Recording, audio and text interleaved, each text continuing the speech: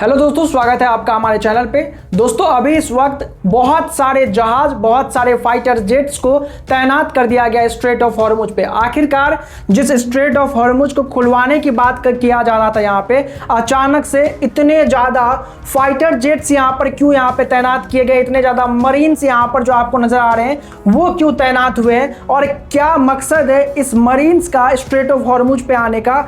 और सवाल तो दोस्तों ये उठता है ना यहाँ पर कि किस देश ने आखिरकार ये किया है, जब यहाँ पर इतनी ज़्यादा किल्लत हो रही है हर देश के अंदर में तेल को लेकर के, तो आखिरकार क्या ज़रूरत थी यहाँ पर स्ट्रेट ऑफ हॉर्मुज को इस तरीके से यहाँ पर पूरी तरीके से जहाज से भरने की। और जो मरीन्स यहाँ पर लगाए गए हैं वो किस देश ने किस मकसद से लगाया है, आज आपको दोस्तों इस सभी सवाल का जवाब इस वीडियो में मिल जाएगा। आइए देखते हैं दोस्तों क्या पूरा मामला है।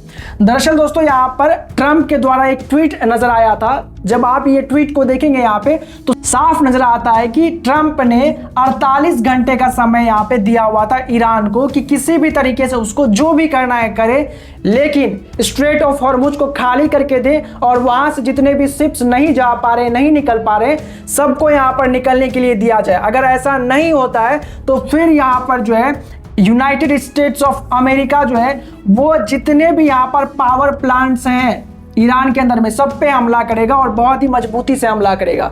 ऐसे में अभी 48 घंटा दोस्तों पूरा भी नहीं हुआ है कि ट्रंप ने यहाँ पर ये जो जहाज आपको नजर आ रहा है, जो मरीन्स आपको नजर आ रहा है, ये जो F-35 फाइटर्स यहाँ पर नजर आ रहा है या फिर हेलीकॉप्टर्स जो नजर आ रहा है आपको, ये सब का सब यहाँ पर ट्रंप के द्वारा भेज दिया गया है। करीब करीब यहाँ पे दोस्तों बताया जा रहा है कि 4500 नंबर है जो मरीन्स वहां पे पहुंचे हैं और बहुत सारे यहाँ पर लड़ाकू विमान भी पहुंचे हुए। तो आखिरकार यहाँ पर ऐसा क्यों किया जा रहा है और इसका किस तरीके से प्रभाव भारत पर पड़ेगा?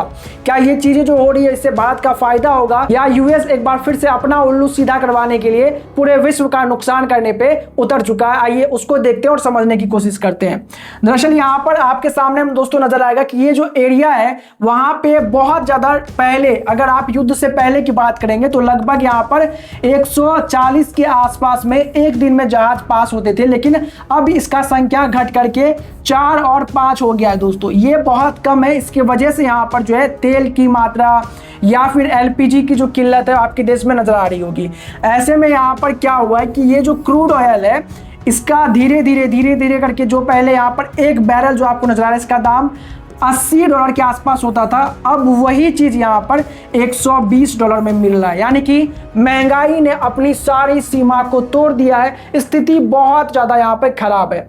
ऐसे में ये जो इजराइल है ये मानने का नाम नहीं ले रहा है। इजराइल अपनी तरीके से यहाँ पर ईरान पे हमला कर रहा है और फिर अगर आप यहाँ पर देखेंगे आपको मालूम चलेगा कि उसके जवाब में ईरान भी जो है हमले पे हमले किया जा रहा है। और जो ये हमले पहले हो रहे थे वो जो है छोटे मोटे जगह पे हो रहा था जहाँ पे ज्यादा भीड़ का नहीं हुआ करता था, लेकिन अब यहाँ पर सिविलियंस का भारी नुकसान हो रहा है दोस्तों। और इससे भी ज्यादा एक बहुत ही खतरनाक बात है कि जितने भी यहाँ पर एटॉमिक एनर्जी वाले यहाँ पे साइट्स हैं या फिर यहाँ पर न्यूक्लियर साइट्स हैं, उन सब पे दोनों ही देशों ने हमला करना शुरू कर दिया है। पहले यहाँ पर नतंज जो न्यूक्लियर फैसिलिटी था ईरान के अंदर में, वहां पे हमला कर दिया यूएस और इजराइल ने मिलके।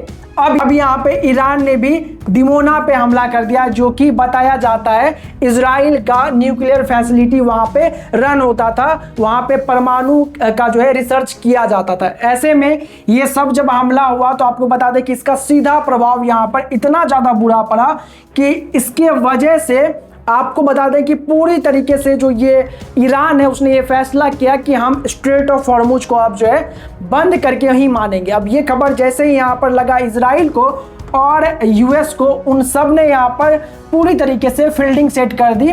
कहाँ पे? स्ट्रेट ऑफ हॉर्मुज के अंदर में, जहाँ पे आप ये हजारों मरीन्स देखेंगे वो सबको वहाँ पर जमा कर दिया गया। इन मरीन्स की आखिरकार यहाँ पर मकसद क्या वो समझते हैं।